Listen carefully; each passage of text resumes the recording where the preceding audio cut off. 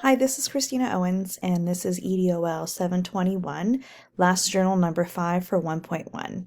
We just watched the Simon Sinek video and looking at the prospectus of how that has changed my outlook. I think for me, for education, it's definitely a very task-oriented environment where it's meet this standard, make sure students grow this much, make sure we're filling the gap and lowering the bar and raising the bar. And there's always these what things we need to get done.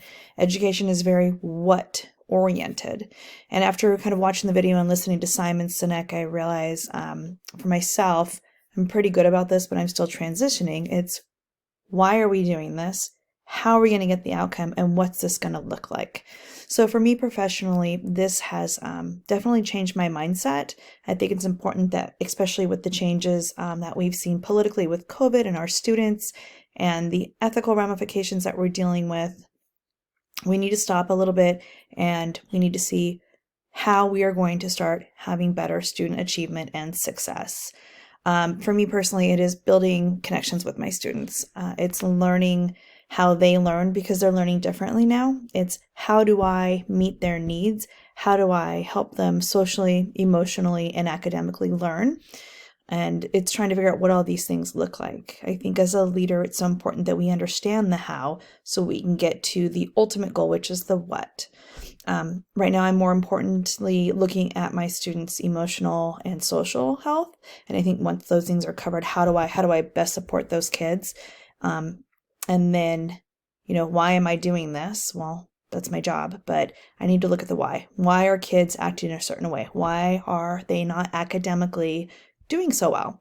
And then how can I best support them? So Simon Sinek definitely has changed my thinking. And instead of being a very finite leader, I'm looking to be an infinite, more open-minded, more well-rounded, figuring out the how and the why and the what.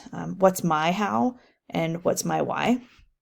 And so I'm kind of excited to take what I've learned from this course politically into my organization and really grow and see through differences and really try to be a more open-minded leader, open with my students, open with my colleagues, so we can all figure out the why and what works best for our kids. So we know that it's no longer just giving them worksheets. We really have to embed some social and emotional development along with those different standards. So I know for me, I'm going to restructure. I'm really looking at the why.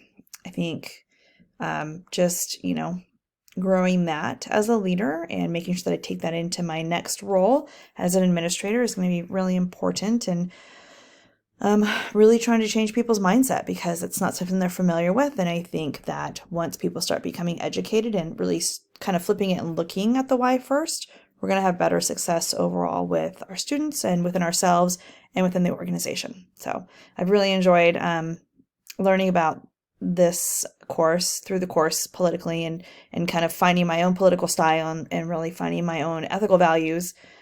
So yeah, thank you.